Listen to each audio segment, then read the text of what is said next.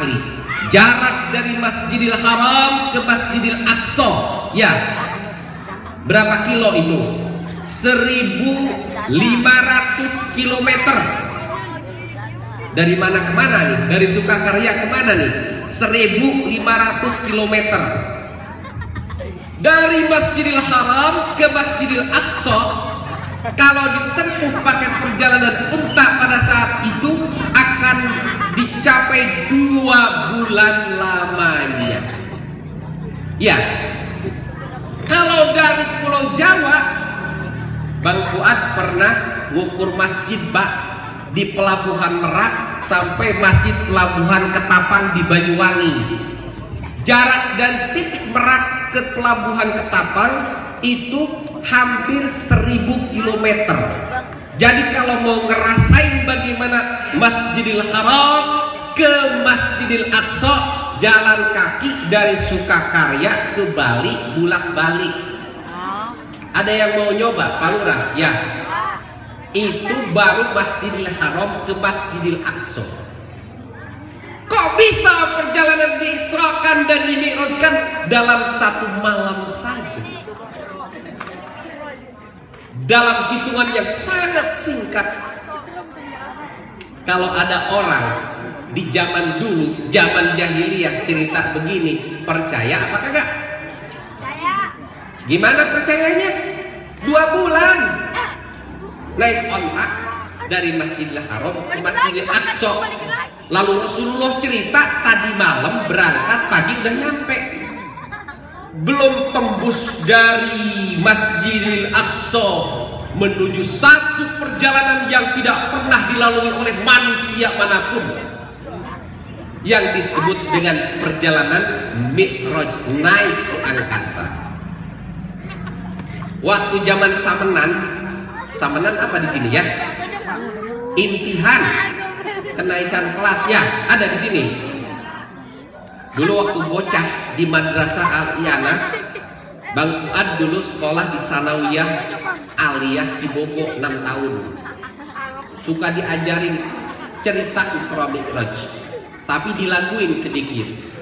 Isra perjalanan pada tengah malam dari Masjid Haram ke Masjidil Aqsa di Palestina berkendaraan buruk, gitu ya? Apa? Udah? Enak lagunya, Bu? Diapalin majelis taklim ya? Bayar, ada hak cipta. Isra perjalanan teroret pada tengah malam teroret dari Masjid Haram ke Masjidil Aqsa di Palestina berkendaraan buruk.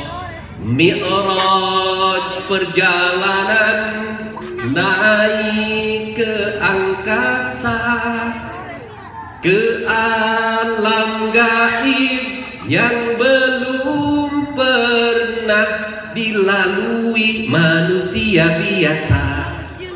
7 lapis langit, arasy kursi mustawan. 7 lapis langit, arasy kursi mustawan. Sidratul muntaha, Rabb qaba qausain. Terusnya ke Adnan, ke surga dan neraka atas seizin Allah. Pada malam itu kembali segera. Pada malam itu kembali segera, membawa nugraha, salam sejahtera untuk hamba Allah yang melaksanakan sholat 5 waktu sehari semalam. Enak gak, Bu? Jelas ceritanya ya? Itu nama-nama tempat. Ibaratnya gini, ada yang suka mudik gak pulang kampung di sini? Ada.